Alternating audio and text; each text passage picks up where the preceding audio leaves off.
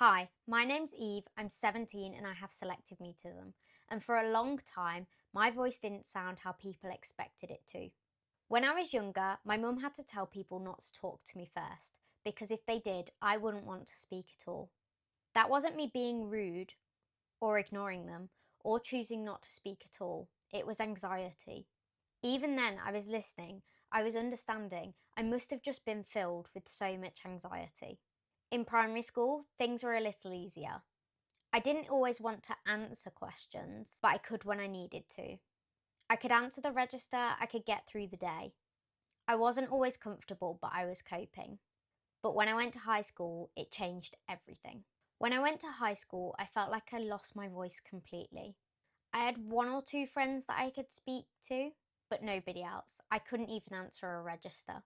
People thought I was just shy or rude, but the truth is I can be very confident when I feel safe and I've had time to adjust. Silence didn't mean disinterest, and it definitely didn't mean that I didn't hear. I hear everything. I wanted to be involved.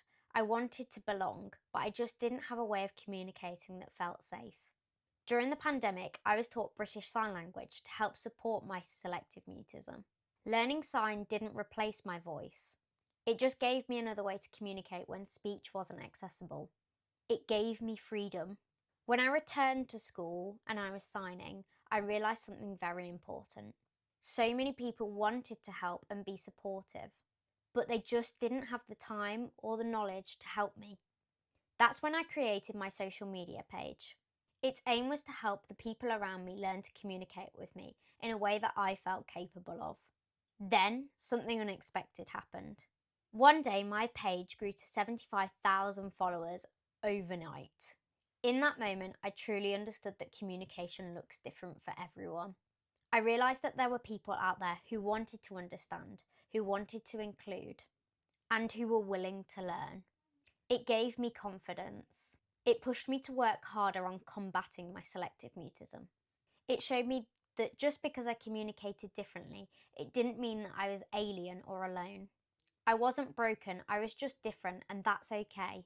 School was still hard. I often felt lost and isolated. I wanted to be like everyone else. I didn't want to feel trapped in silence. But what made a difference was my friends and the supportive people around me. They were patient. They met me where I was. They helped me build a community of safe people. People who supported me no matter how I communicated. And it mattered more than I realised. There's a quote that I wish my younger self had learnt sooner. Love speaks in a million ways, but in the end, we're not so different. If you're a young person who struggles to speak, I want you to hear this. There is hope. The right people will understand. It is not your fault. Communicating differently doesn't make you weak or broken. It makes you unique, and you deserve to be proud of that.